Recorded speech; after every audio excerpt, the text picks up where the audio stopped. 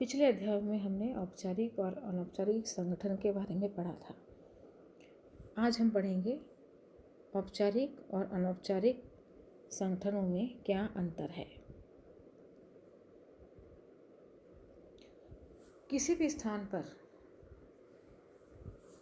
औपचारिक और अनौपचारिक संगठन दोनों का सह अस्तित्व पाया जाता है, परंतु दोनों ही संगठनों के बीच कुछ अंतर भी हमें दिखाई देते हैं। औपचारिक संगठनों की कानूनी प्रक्रिया होती है। उनको बनाने की एक निश्चित प्रक्रिया होती है जिसका उन्हें पालन करना होता है।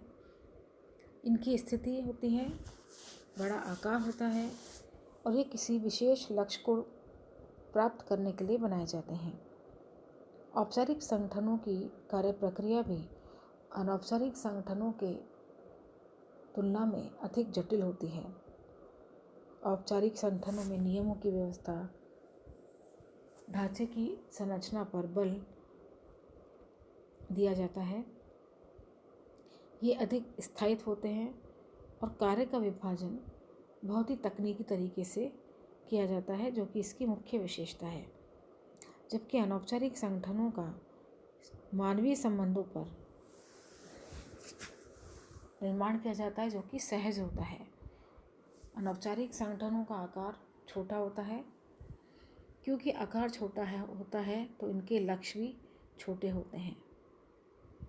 कार्यप्रणाली में कोई विशेष प्रयोजन नहीं होता। एक सामान्य कार्यप्रणाली ही इसका आधार होता है।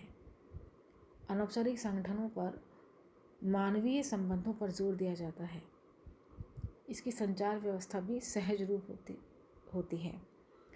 दोनों ही प्रकार के संगठनों के अपने अपने गुण दोष हैं, पर दोनों ही संगठन कार्मिकों की आवश्यकताओं की पूर्ति करते हैं। मैक्सफील्ड और मार्क्स ने कहा, औपचारिक संगठन एक नियोजित संगठन होता है, जबकि अनौपचारिक संगठन एक प्राकृतिक रूप का संगठन होता है। औपचारिक संगठन अपने तार्किक आधारों पर बेस्ड होता है, उनको ढूंढता रहता है, जबकि अनौपचारिक संगठन भावना प्रधान होता है, जहाँ पर मानवीय भावनाओं और संबंधों पर अत्यधिक जोर दिया जाता है। हालांकि अनौपचारिक संगठन में कोई विशेष नियम नहीं होते हैं, फिर भी उनके कुछ मूल्यों और आदेशों की स्थापना का प्रयास सदैव किया जाता है। सदस्यों की इच्छा, उनकी भावना, आपसी समझ और सहकारिता और समझदारी से ही अनौपचारिक संगठनों को चलाया जाता है और वही उसकी सफलता का आधार है। जबकि औपचारिक संगठनों की संरचना, कानून, सत्ता और दायित्व में संतुलन प्रमुख होते हैं। औपचारिक और अनौपचारिक संगठनों के अंतर को हम निम्न आधारों पर समझ सकते हैं। पहला आधार है निर्माण। औपचारिक संगठनों का निर्माण चेतनापूर्वक, जानबूझकर और प्राधिकृत अधिकारियों के द्वारा किया जाता है, जबकि अनौपचारिक संगठनों का निर्माण स्वतः ही हो जाता है और मानवीय संबंधों के द्वारा होता है। दूसरा मुख्य आधार है जिसके आधार पर हम दोनों में अंतर कर सकते हैं, वो है कि औपचारिक संगठन प्राय बड़ा होता है आकार के अगर हम बात करें, और अनौपचारिक संगठन का आकार छोटा होता है। तीसरा आधार है उद्देश्य। उद्देश्यों के आधार पर अगर हम देखें तो औपचारिक संगठन विशद लक्ष्यों और जटिल कार्यों के लिए बनाया जाता है, जबकि अनौपचारिक संगठन सदस्यों के सामान्य मानवीय आवश्यकताओं की पूर्ति के लिए बनाए जाते हैं। स्थायित्व का अगर हम ध्यान में रखें तो औपचारिक संगठन अधिक दीर्घकालीन होते हैं, अधिक स्थायी होते हैं। एक बार बनने के बाद इनको समाप्त करना कठिन होता है, जबकि अनौपचारिक संगठन अस्थायी होते हैं और उनकी आयु यानी स्पैन ऑफ टाइम भी बहुत कम हो सकता है।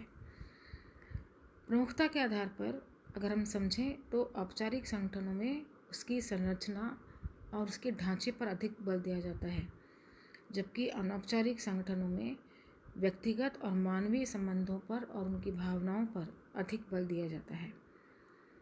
औपचारिक संगठन नियम और कानून के तहत कार्य करते हैं। इनके नियम अधिक लिखित, कठोर और स्पष्ट होते हैं, जबकि अनौपचारिक संगठन में सामान्यतः नियम अलिखित होते हैं, सरल होते हैं और आवश्यकता के अनुसार उनमें परिवर्तन भी किए जा सकते हैं।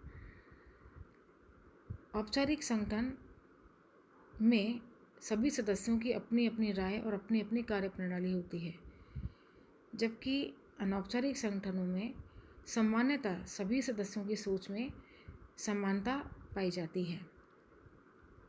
नेतृत्व की दृष्टि से औपचारिक संगठन के पद, अधिकार और औपचारिकता से युक्त होते हैं, जबकि अनौपचारिक संगठन में योग्यता, आस्था और परिस्थिति से युक्त होते हैं। औपचारिक संगठनों की प्रकृति कानूनी होती है, उनका अस्तित्व कानूनी होता है, जबकि अनौपचारिक संगठनों में और इनका अस्तित्व पूर्णतः सामाजिक होता है और ये कानून से अलग होते हैं। मानवीय तत्व का ध्यान में रखें तो औपचारिक संगठनों में मानवीय तत्व को उपेक्षित किया जाता है, जबकि अनौपचारिक संगठनों में उसे प्रोत्साहित किया जाता है। उनके आपस के संबंध में और मानवीय तत्व सामान्यतः सुरक्षित होते हैं। औपचारिक संगठन की सदस्यता मजबूरी होती है। एक कार्मिक को कार्य करना ही पड़ता है, चाहे वह करना चाहे या नहीं करना चाहे, लेकिन अनौपचारिक संगठन में ये पूर्णतः स्वैच्छिक होता है। औपचारिक संगठन में जो संबंध होते हैं आपस के, वो अव्यक्तिगत होते हैं और उनमें कोई अपनापन नहीं पाया जाता, जबकि अनौपचारिक संगठन अधिक व्यक्तिगत होते हैं और अपनत्व की भावना से परिपूर्ण भी होते हैं। औपचारिक संगठनों में जो सत्ता का प्रवाह है वो ऊपर से नीचे की ओर होता है, जबकि अनौपचारिक संगठन में नीचे से ऊपर भी होता है, अपने स्तर पर भी होता है।